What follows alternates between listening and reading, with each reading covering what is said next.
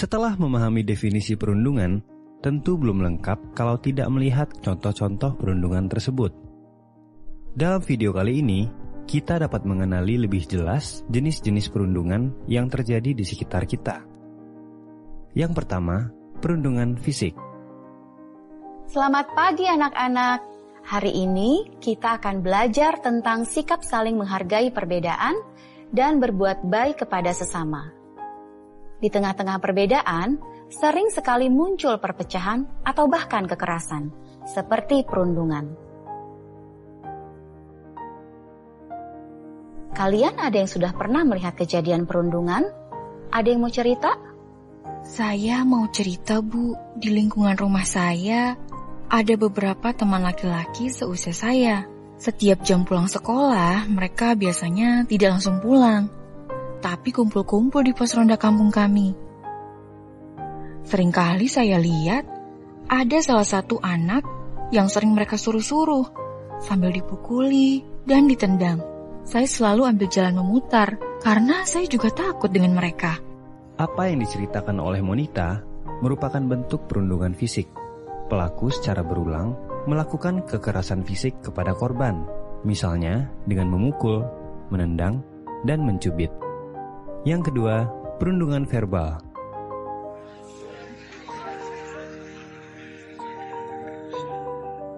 Hai Cika, lagi makan apa nih? Sendirian aja. Geseran dong. Kita bertiga mau duduk nih. Satu meja jangan ditempatin kamu doang. Badan kamu tuh gendut. Duh, heran deh. Punya badan besar kok gak sadar diri. Setiap hari di kantin, bangku panjang didudukin sendirian. Gak lihat ya kalau kantin lagi penuh? Bu, 1 ayam 3 sama es teh manis. Cika, bisa gak sih cepetan makannya? Udah tempatnya sempit, mata kita terganggu nih sama keberadaan kamu. Lain kali tuh kalau mau makan jangan di sini deh. Ganggu orang aja. Ini tuh tempat aku sama teman-teman aku biasa makan. Badan kamu tuh makan tempat dan ganggu pemandangan. Apa yang dilakukan oleh sekelompok siswi tersebut terhadap Cika merupakan bentuk perundungan verbal. Mereka tidak melakukan kekerasan secara fisik, namun mengejek dan menghina Cika melalui perkataan. Ini bisa membuat Cika merasa terancam dan sakit hati. Terlebih jika berlangsung terus-menerus, Cika bisa kehilangan kepercayaan dirinya. Yang ketiga, perundungan sosial atau relasional. Menurutku, kita jangan dekat-dekat lagi sama Kevin. Bener banget, masa dia ikut ekskul menari? Bayangkan, cowok ikut ekskul menari. Ada yang lebih parah. Dengar-dengar, Kevin bahkan udah beli rok biar bisa menari sama teman-temannya. Nah, ini nih yang katanya jago banget menari. Udah yuk, bubar. Nanti kita yang laki-laki ketularan pengen beli rok. Ih, seram.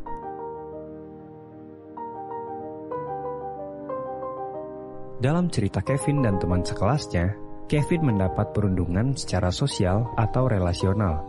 Kevin dipermalukan oleh teman-temannya, bukan hanya karena pilihan ekstrakurikulernya, tetapi juga dengan cara menyebarkan rumor atau kabar burung. Kabar bohong, rumor, atau gosip seperti ini biasanya cepat menyebar, atau bahkan semakin dilebih-lebihkan, membuat Kevin akan merasa terpojokan atau dimusuhi.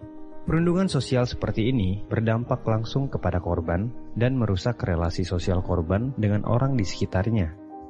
Yang keempat, perundungan daring atau cyberbullying.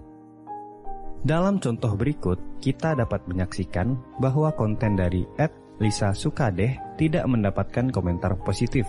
Ini sering terjadi di media sosial, di mana komentar negatif sangat mudah diberikan, terlebih melalui akun anonim yang menyembunyikan identitas pengirim.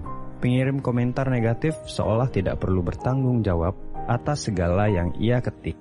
Perundungan daring sebenarnya merupakan bentuk baru dari perundungan konvensional yang muncul melalui ruang-ruang digital. Selain di media sosial, perundungan daring bisa terjadi melalui email, pesan singkat, dan media daring lainnya. Artinya, perundungan daring bisa terjadi secara publik seperti di kolom komentar sebuah post ataupun secara privat seperti dalam pesan ke korban. Lalu, apa bedanya perundung dengan bercanda semata. Saat bersama dengan teman-teman, tentunya bercanda tidak terhindarkan. Tujuan bercanda adalah untuk meringankan suasana dan membuat orang tertawa. Akan tetapi, bagaimana jika orang yang diajak bercanda tidak suka? Tentunya hal ini bisa menimbulkan perasaan tidak nyaman atau bahkan luka, baik secara fisik, psikologis, bahkan ekonomi. Hal inilah yang disebut sebagai teasing atau ejekan.